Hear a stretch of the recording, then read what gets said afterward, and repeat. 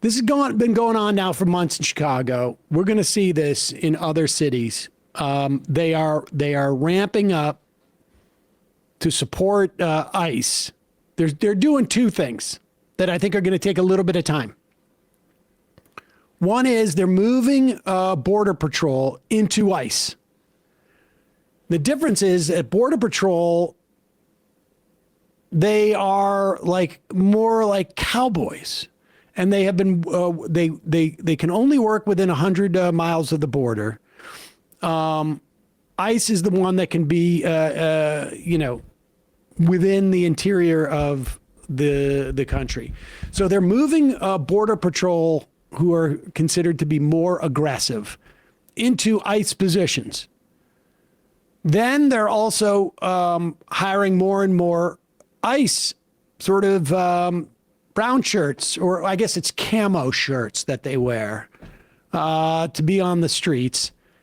And they are now training military personnel to be part of, for each state, 500 people rapid deployment force. Essentially like turning everything into a Black Hawk Down type of squad to go in and help ICE, to back up ICE officials. It is so clear these people are completely incompetent, these ICE guys. And not just incompetent, not just poorly trained, but also pursuing the worst of their instincts.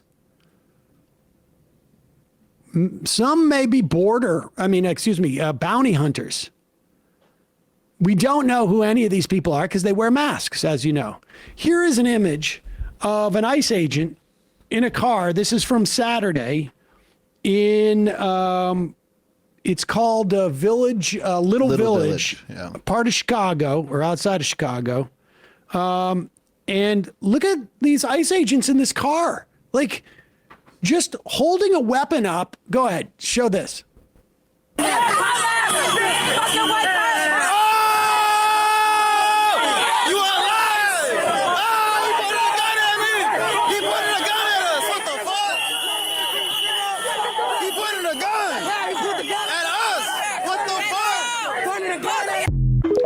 I mean,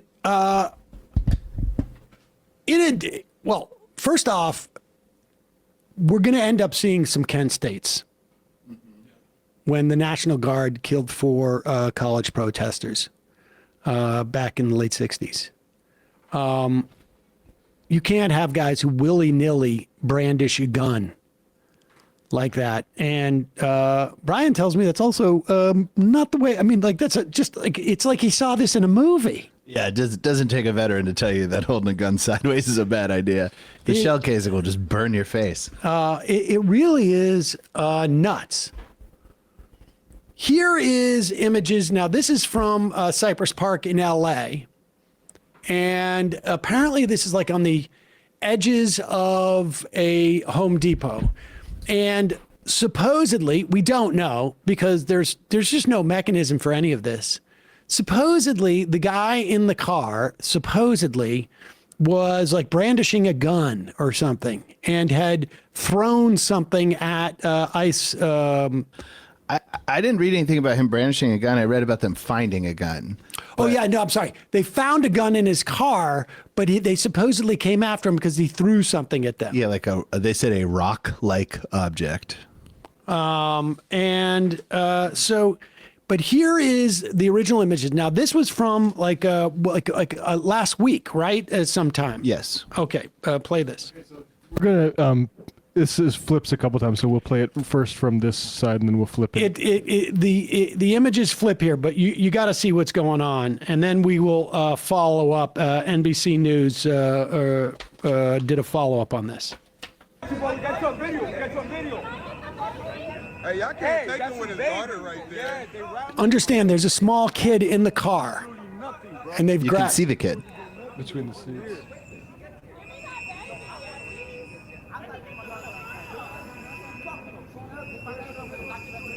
Hey, you should allow the family to come get the baby, bro.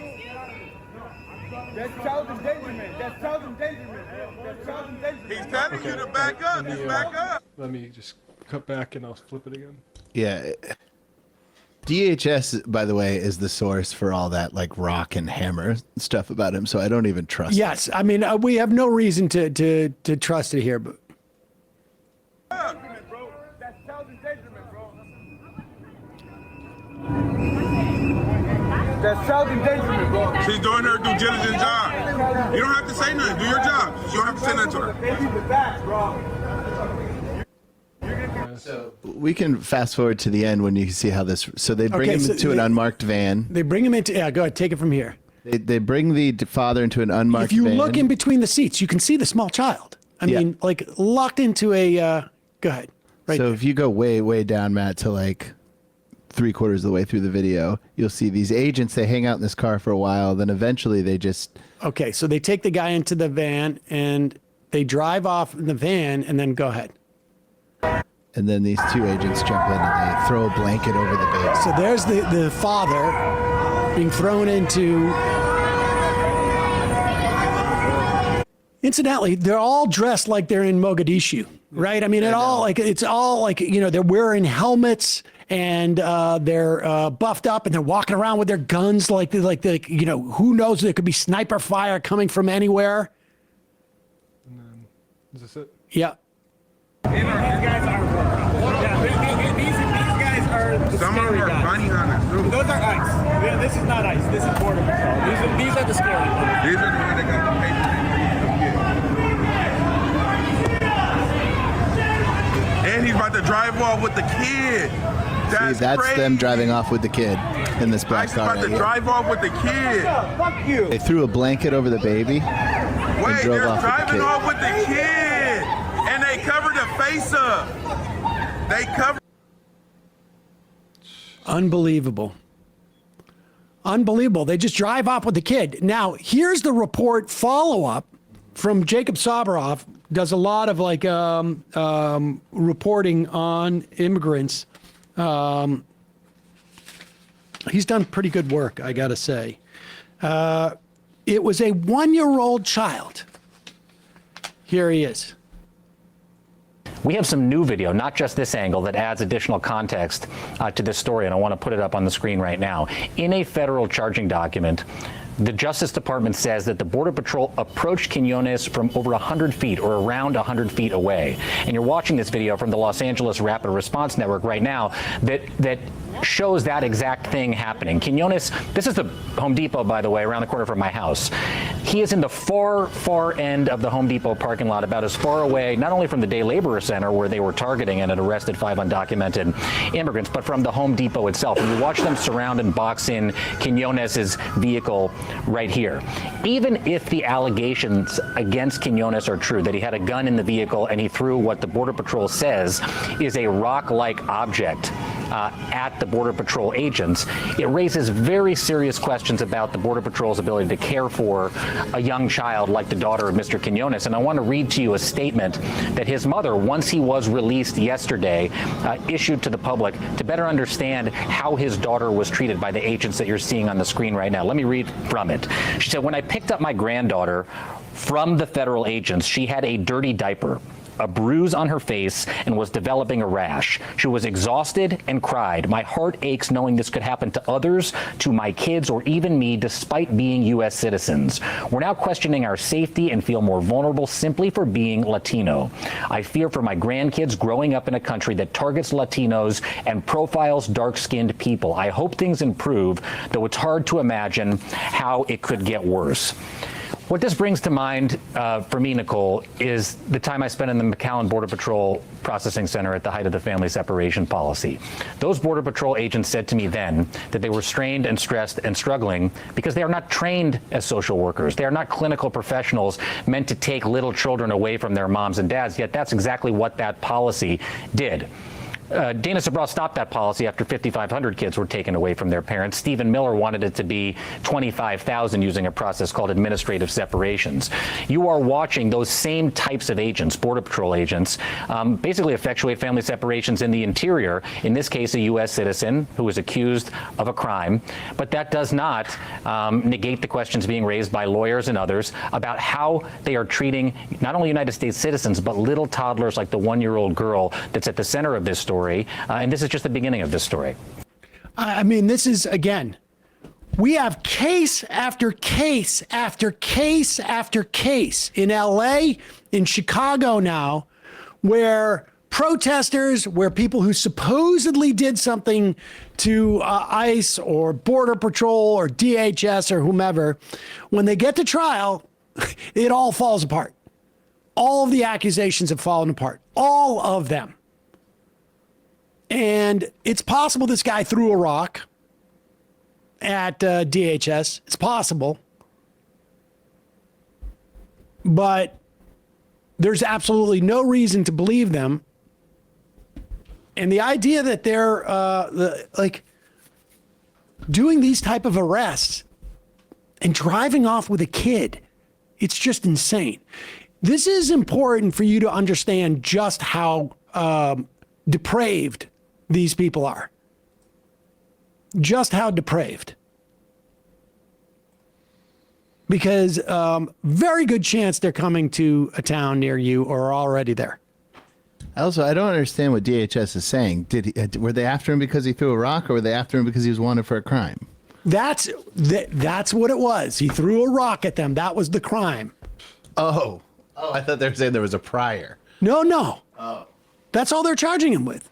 Okay. And it's unclear, like, whether he threw that when they came up on him at the... That's what I'm saying. Yeah, if you're throwing a rock at kidnappers who are trying to pick up just people at Home Depot, I don't know. History will take care of that crime. Well, let's hope. This is footage of a 16-year-old in Hillsboro, Oregon, begging the city council to do something about the fact that his dad was scooped up. I just want to tell you guys that I'm scared for my parents to walk out there. To walk out their house because I might not be able to say goodbye to them if they go to work. I might not ever be able to say bye or see them again if you guys don't side with us. And I'm scared because of it, because they fought so hard to come here and choose a life for their kids. And I really hope you guys do hear what everyone in this room has been saying, and I hope you guys do side with us, because we are fighting for our rights. And we are getting treated like animals because people judge us by the color of our skin and the way that we talk. And we have a president that acts like a child and doesn't side with us because of the way he thinks about us.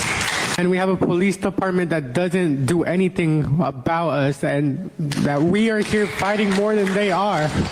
So I hope that you guys actually do hear what everyone in this center is hearing or talking about, so you guys can side with us and listen to what everyone's saying, because everyone is scared. I'm scared that I'm never going to be able to see all my friends again. I'm scared that their parents are going to be gone one day. I'm scared that all of us are going to have to fend for ourselves. I'm scared that one day at school that I'm going to get held by people that I don't know, people that are covered, people that I can't identify because they wear masks and they don't properly ID themselves. I'm scared that everyone that I love I'm not going to be able to see them again, because even though that they're U.S. citizens, they don't care about us. They treat us like dogs. They treat us like animals. No one here cares about us because of the color of our skin. So I'm asking you guys, every single one of you guys that are sitting up here, to actually hear us and do something about it, because I'm tired of it. I'm tired of telling my mom and dad every day after school that, have you seen the new video of ICE pulling someone over because of the color of their skin? I'm tired of everything. And I hope you guys really do something about it, because I really do want something to change, because I should not live like this as a 16-year-old. I shouldn't be scared. I should be focusing on school, and I can't even focus on school. I mean, understand, like, every time you see one of these videos, there are, you know, patriots who are out there with whistles, but on the other end of it, there are people who are just, it's just causing immense suffering, trauma for children, trauma for parents, trauma throughout large communities in our country. I don't know how you sit on a city council and don't at least, you know, I don't know. Just stunning. And the people who just sit idly by and are like, well, thank goodness we're finally getting these undocumented immigrants out of our country. You're, I mean, horrible people, aside from that. Yeah. But you're also wrong that you think there's going to be benefits to it. Yeah, insane. Spocko asks, Sam, could you explain how ICE and CPB will not be criminally charged? Then could you explain why ICE and CPB can't be sued for damages in a civil case? The criminal charge is a little bit difficult because there are laws that essentially protect them. Now, those laws could be sort of like retroactively, I think, dealt with, and use of excessive force could be charged. But in terms of like civil cases, I think there are civil cases going forward. And here is one of, in both instances, this is why the videotaping is so important. And at least in a half a dozen states I know of, there are portals where attorneys general, are accepting videos to log this stuff. Also, places like the ACLU, places like immigrant rights organizations are looking for clients who might be representative of a larger class action.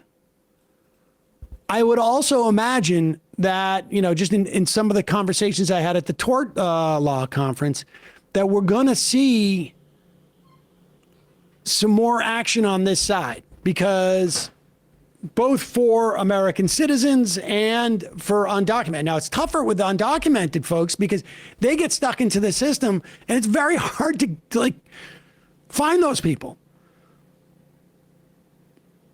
But there's going to be, but that's not going to stop them. That's not going to stop them.